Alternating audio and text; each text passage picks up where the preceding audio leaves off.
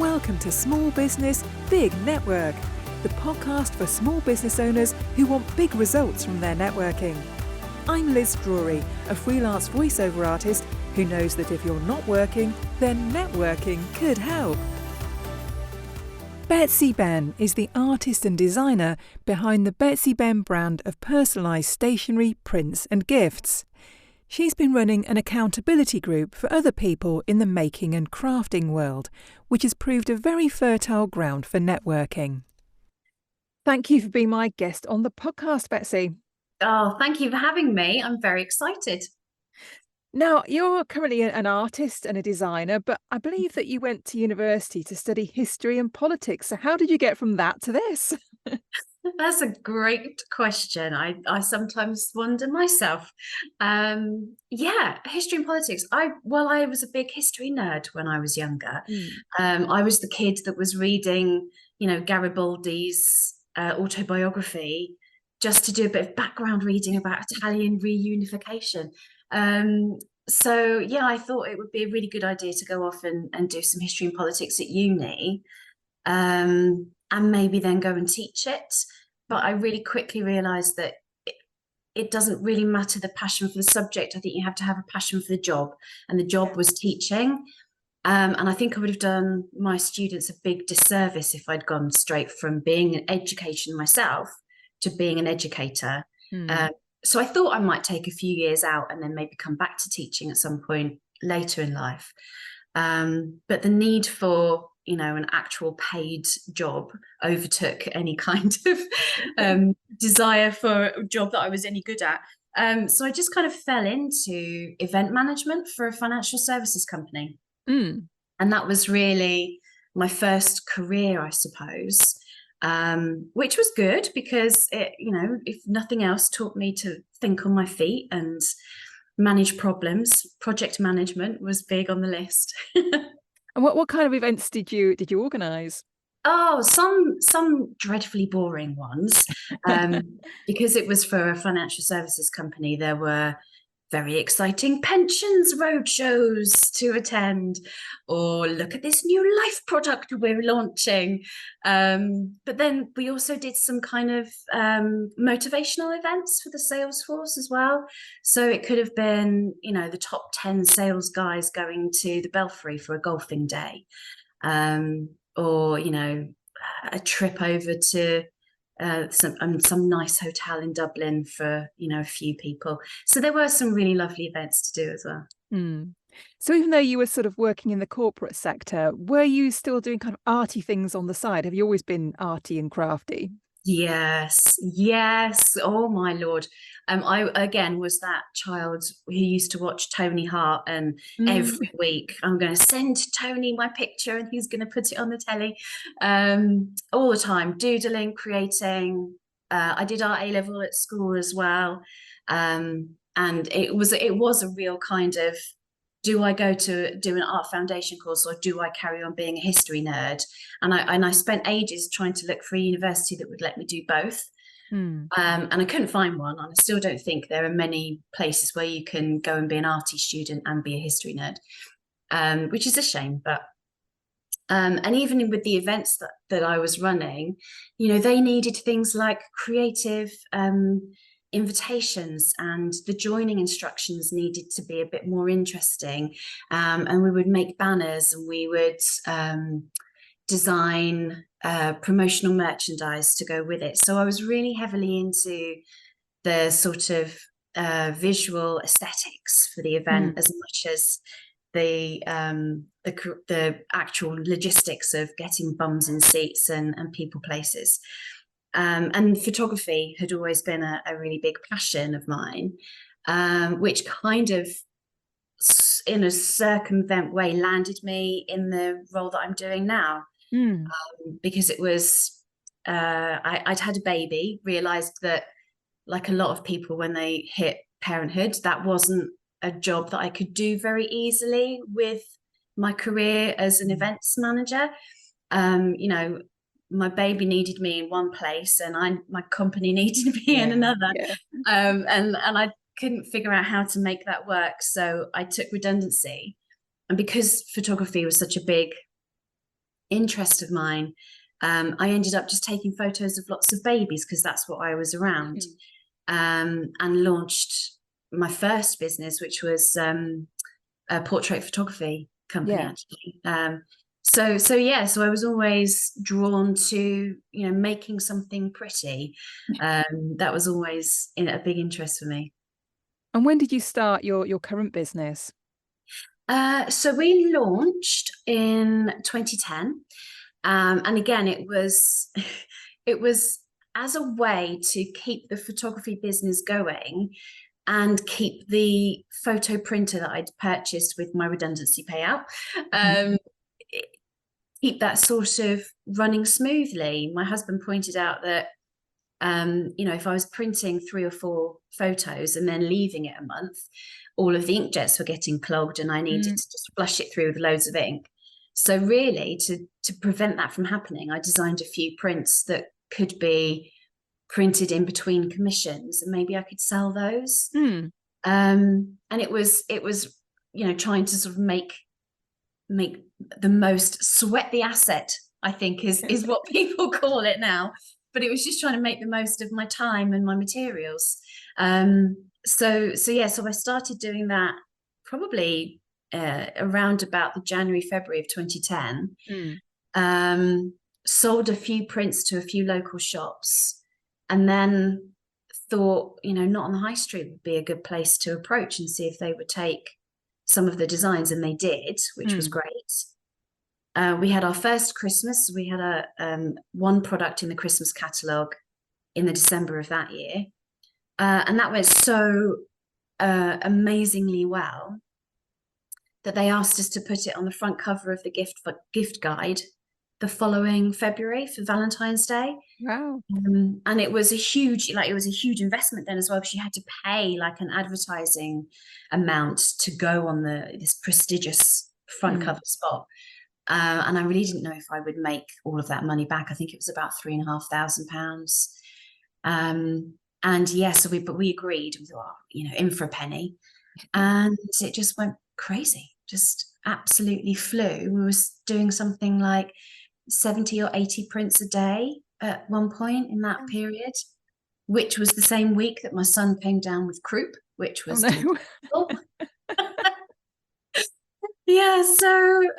And it just carried on from there. Then it went, by the end of that year, we had the #1 selling item on the whole of the Not on High Street platform. Wow. So it went from 0 to 120 in, very short space of time. Yeah. We just had to go along for the ride. Really. So tell me about the Betsy Benn brand now and some of the things that you currently create. Yes. Well, so our tagline for the Betsy Benn brand is a design for every story. And really what we want to tap into is the fact that in an ideal world, when you're buying a gift for somebody, you want the person who receives that gift to know that you see who they are, that you know what they like and what they will really appreciate, and that you've really thought about them. That's the kind of the gold standard of giving somebody something. It's all of the feels. So we really think that a gift, and it could be a key ring just with a funny picture on, or something, if you've got an in-joke between you about, I don't know, pet chihuahuas or something, and you happen to see a chihuahua key ring, you're going to buy that for that one friend who will get it, and they'll know that you thought about just them that day. We think that all of those things are part of your story. They're part of your relationship with that person. So we really try to create something for every story. So whether that is the birth of a new baby, or a wedding, or moving into a new home, all of these are occasions where maybe a bottle of wine would do, or a bunch of flowers would do. But we want more than just fine. We want personal, meaningful, colourful, joyful, and specific to your story, specific to who you are. So we make Christmas decorations, we make personalised art prints, we make cushions, we make a lot of notebooks. and anything that we think we can apply into that kind of category. And we've just launched these beautiful big wooden letters, and they're sort of printed with one colour and then another little tiny accent colour, and there's this gorgeous cherry wood veneer coming through. And we think that they're, you know, really a meaningful gift to somebody, like a, you know, it could be like 2 initials for a couple that just have announced their engagement, or it could be a child's, you know, bedroom door or something like that. So yeah, we look at everything and try and see how that would make a beautiful gift. Yeah. And so who are your customers? Are they individuals? Do you work with some businesses? Yeah, both. So the vast majority of our customers are individual shoppers. Then they find us. We're still not on the high street. It's a platform. We're also on Etsy now, and we've got our own website. So they will come to us through one of those 3 channels and find us. But we are increasingly working with small organisations through to big companies, through to government departments, all who just want something a little bit more unusual than just like a jotter pad or you know, another 300 branded biros. Yes. Yeah. Now, you're running an accountability group, aren't you, for other people who are in the creative sector? How did that come about? And tell me how it works. So Christmas, I don't know if you've heard of it, is a little bit of a retail thing, and is quite intense, let's say, for anyone in retail. But for me specifically, it's my birthday the week before Christmas. It's my son's birthday a few days before Christmas. And over the last few years, you know, you're increasingly aware that you're putting so much energy into making Christmas amazing for everybody else that you know, buys things from you. And there's very little energy left sometimes for your own Christmas, which didn't really feel okay. So there needed to be a little adjustment. And as part of some work that I did with my business mentor, a brilliant woman called Jenny Pace, we broke down, you know, where the revenue was coming from. And I worked out that in every Q4 over the last 5 to 7 years, about 50% of my revenue comes to me in that last quarter. So I reasoned it was pretty okay to spend about half my time focusing on that last quarter. And there's no reason that I have to cram all of that 6 months worth of work into 3 months. It's just not physically possible apart from anything else. And it leaves me burnt out and exhausted if I try it, but I still do sometimes. So, and I know that there's a lot of people around me who are in exactly the same position. And we've been building over the years best practices of, you know, getting things lined up, getting all your ducks in a row. So getting images ready for Christmas way in advance, getting your product line ready for Christmas way in advance. But one of the things that you don't necessarily do is break down the rest of life. So, you know, you might not write your social media stuff for Christmas in January, but you might suddenly find that you need to do that in October, November. And the question sort of came to me is like, well, why? You know, Christmas is on the same day every year. It's not like Mother's Day that moves around very inconsiderately. We know it's coming. All of our customers know it's coming. It's likely to be the same kind of topics we're talking about. There's absolutely no reason why we can't break down some of this stuff and spread it out over the year. So this January, coincidentally, my same business mentor was going on maternity leave. So she had an existing accountability business group that would be interested in the same sort of topics that I was.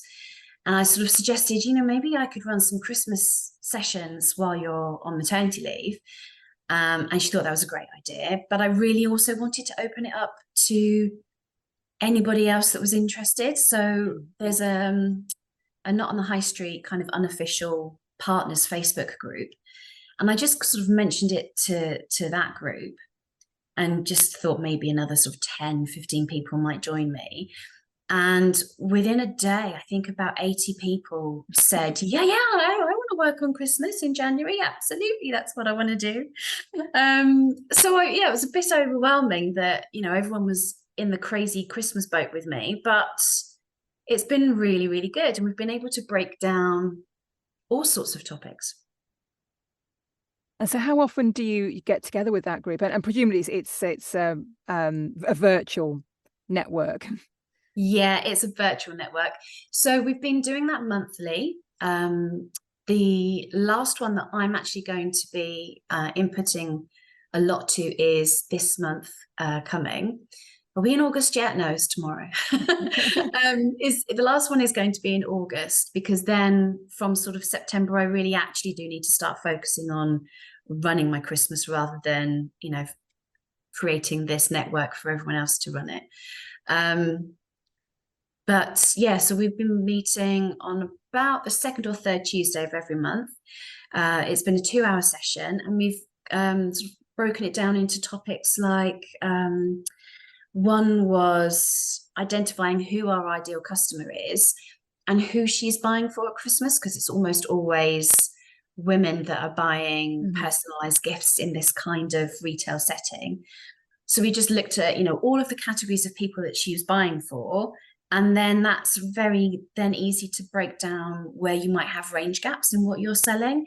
Do you have something for the breakfast club organizer at school that she's bound to be buying a little thank you gift for? Do you have something for the dog walker? Do you have something that she might suggest to her spouse for their, secretary or something like that? So we broke that down. We did another whole session where we looked at how to write a long piece of content, maybe like a blog post about your best-selling product that wasn't necessarily Christmas specific, but then how to tailor it to a more Christmas festive audience. And so we broke down lots of questions to ask about your best-selling product. And then once you had that long piece of content, we looked at breaking that down again into a week's worth of social media posting, a shorter length newsletter, and maybe 1 or 2 real ideas. So we just did that one. And we've even looked at how, why, and when you rest, refuel, and recover from all of that kind of stress. Because I think if you wait until you're already exhausted before you start looking at when you're going to get rest and when you're going to get, refueling opportunities, it's already too late. Yeah. So we spent a good sort of 2-hour session looking at that as well. Yeah. And so how useful has this accountability group proved in terms of networking and growing your network? Yeah, really good. So a lot of the people that jumped on board through the Not on the High Street group, although I knew them, or although I was in theory connected to them in the Facebook group, I think once the Facebook group goes above about 20, 30 people, meaningful connection is lost. Yeah. So you might find, I think I actually don't know how many Facebook groups I'm in. It's probably too many. But when you're sort of scrolling and it says, oh, you're connected to that person, and you haven't got a clue where you are. This was really good to bring out a kind of a better, deeper connection, because there was that monthly in-person live virtual session where I was just throwing open anything that I'd learned. Anybody else was welcome to throw in anything that they'd learned, and we all picked up different things from each other, and I've started to look at opportunities even to, okay, is there something that we can collaborate on together?